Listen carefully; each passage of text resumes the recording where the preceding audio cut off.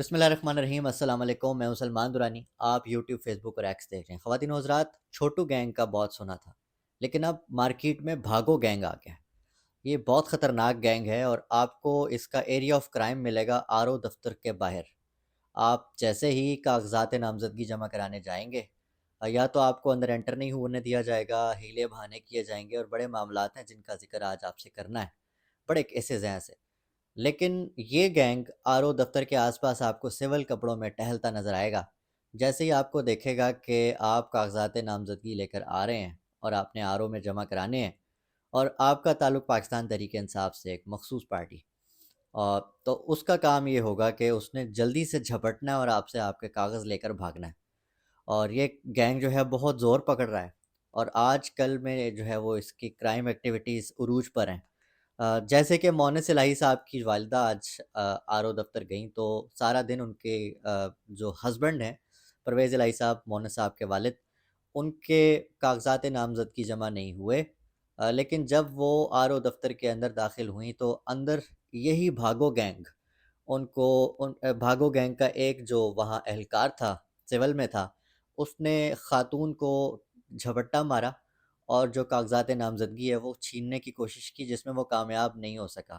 اچھا، مزے کی بات کہ وہ ویڈیو بھی ریکارڈ ہو گئی ہے، لیکن وہ ویڈیو موبائل ویڈیو ہے، وہ کسی سی سی ٹی وی سے اس کا کوئی تعلق نہیں ہے، تو پتہ نہیں اب عدالت اس کو مانتی ہے، الیکشن کمیشن مانتی ہے یا نہیں مانتی ہے۔ الیکشن کمیشن کی اپنی جو اوقات ہے، وہ میں آپ کو بتاتا چلوں کہ جو ملتان کوٹ ادو سے این اے 179 سے شبیر علی قریشی صاحب پاکستان تحریک انصاف سے نامزد ہوئے تھے، اور انہوں نے آر او سے بڑی جو ہے بات کی کہ جی میں اپنے کاغذات نامزدگی جمع کرانا چاہتا ہوں، تو انہوں نے جو آگے سے جواب دیا وہ بڑا دلچسپ تھا۔ جواب سنیے گا کہ آر او صاحب خود کہہ رہے ہیں کہ یہاں سے میں نے تمہارے نامزدگی کے کاغذات جمع نہیں کرنے۔ کیوں نہیں کرنے؟ اس لیے نہیں کرنے کیونکہ یہاں پر میں نے نون لیگ کے جو امیدوار ہے اس کو جتوانے کے احکامات ہیں۔ اچھا، کیوں ہیں یہ؟ کس نے دیے احکامات؟ اور کہا گیا کہ آپ کو آرڈرز ہیں الیکشن کمشنر کی طرف سے۔ تو ان کا جواب تھا کہ جی جو الیکشن کمشنر جو ہے اس کو میں نہیں مانتا۔ اگر آر او صاحب جنہوں نے کاغذات نامزدگی جمع کرنے ہیں، جنہوں نے کل الیکشن کرانا ہے، یہ وہ لوگ ہیں جو الیکشن کمشنر کو نہیں مانتے، تو کس کو مانتے ہیں؟ کس کے احکامات ہیں کہ پاکستان تحریک انصاف کے لوگوں کے کاغذات لے کر بھاگنے ہیں، پھاڑنے ہیں، اور ان کے کاغذات جمع نہیں ہونے دینے، انہیں الیکشن میں آنے نہیں دینا؟ اب بلے کا نشان چھین تو لیے، اب اور چاہتے کیا ہیں؟ کیا معاملات ہیں؟ یہ وہی ہیں کہ انہیں ڈر ہے کہ اب عمران خان صاحب اندر بیٹھ کے کوئی نہ کوئی ایسی گیند کرا دیں گے کہ پھر ان سے کھیلی نہیں جائے گی۔ تو بہتر یہ ہے کہ ان کے جو ممکنہ امیدوار ہیں ان تمام کو جو ہے وہ اسی طرح سے، اسی طریقے سے بھاگو گینگ کا استعمال کرتے ہوئے یہ لوگ کاغذات نامزدگی جمع نہیں کرانے دیں گے اور الیکشن میں اپیئر نہیں ہونے دیں گے۔ کل آخری تاریخ ہے، اور آخری تاریخ بھی کسی طرح سے ٹال کر کوشش یہ کی جائے گی کہ زیادہ سے زیادہ لوگوں کے جو کاغذات ہیں وہ جمع نہ ہو پائیں۔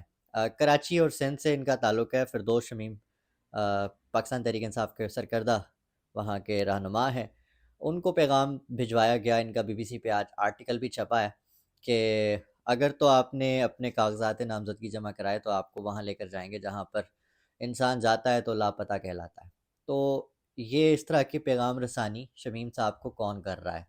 اور اس وقت اس ملک کے پاکستان میں، اس سرزمین بے آئین میں اس وقت کون سا قانون لاگو ہے کہ کون ایسا شخص ہوگا جس کے پاس جا کر انسان فریاد کرے کہ اس کو انصاف چاہیے؟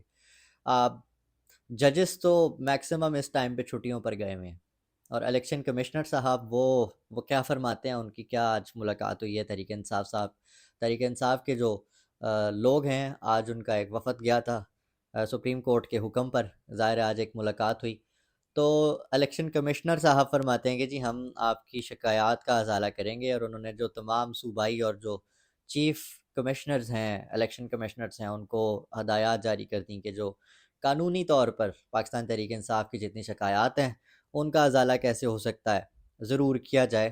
اور سپریم کورٹ کا اس میں کوئی خاص رول نظر نہیں آتا، اور جو جتنی عدلیہ ہے پاکستان تحریک انصاف اگر چاہتی ہے، اگر ایکسپیکٹ کر رہی ہے کہ وہ ان سے انصاف لے لیں گے تو کیسے لے لیں گے؟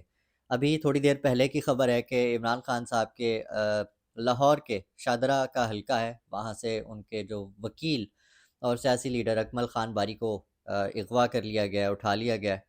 تو یہ کون اٹھا رہا ہے، کیوں اٹھا رہا ہے، کیوں اتنا خطرہ ہو گئے ہیں عمران خان صاحب ایک دم سے، اور عمران خان صاحب کو ایسے کہ جیسے پتہ نہیں کوئی دہشت گرد ہیں، اور ان کی جو تنظیم ہے اس کو ایسے کالعدم کر دیا گیا ہے جیسے کہ وہ ایک دہشت گرد تنظیم ہے، اور دہشت گرد تنظیموں کے ساتھ بھی ایسا نہیں ہوتا۔ اور آج میں ایک کلپ دیکھ رہا تھا جس میں شیری رحمان پیپلز پارٹی کی وہ یہ فرما رہی تھیں کہ پی ٹی آئی سمجھتی ہے کہ شاید وہی اکیلی جماعت ہے جس کے ساتھ یہ کچھ ہوا ہے، تو وہ تاریخ کریکٹ کر رہی تھیں اپنی طرف سے کہ یہ ایسا غلط ہے، ہسٹوریکلی ٹرو نہیں ہے یہ بات کہ پاکستان تحریک انصاف کے ساتھ ہی ہوا یہ پاکستان پیپلز پارٹی کے ساتھ بھی اس سے پہلے ہو چکا ہے۔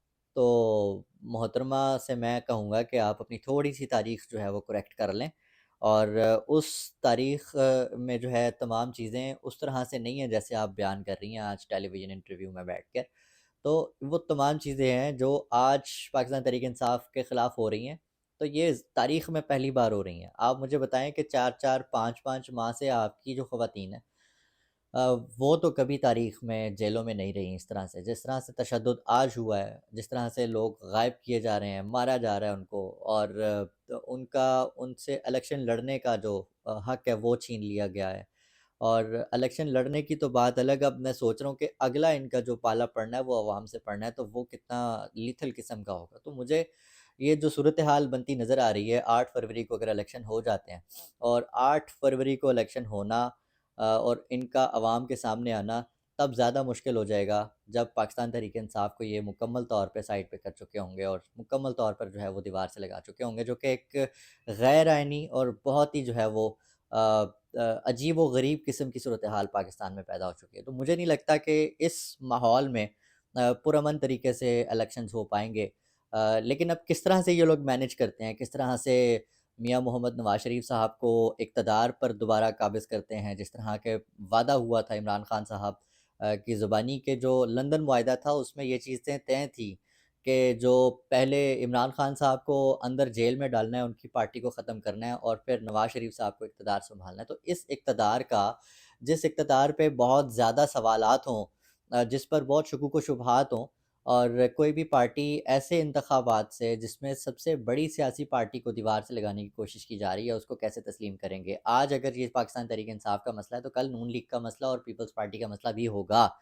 ان کی خام خیالی ہے کہ یہ صرف اور صرف جو ہے اس طرح سے کر کے ایک پارٹی کو ڈیمونائز کر لیں گے، اور کل جو ہے وہ تاریخ پلٹ کر ان پر نہیں آئے گی۔ 8 فروری کیا ہوتا ہے کیا نہیں یہ تو اب تاریخ بتائے گی، اور تاریخ جو ہے وہ رقم ہو رہی ہے۔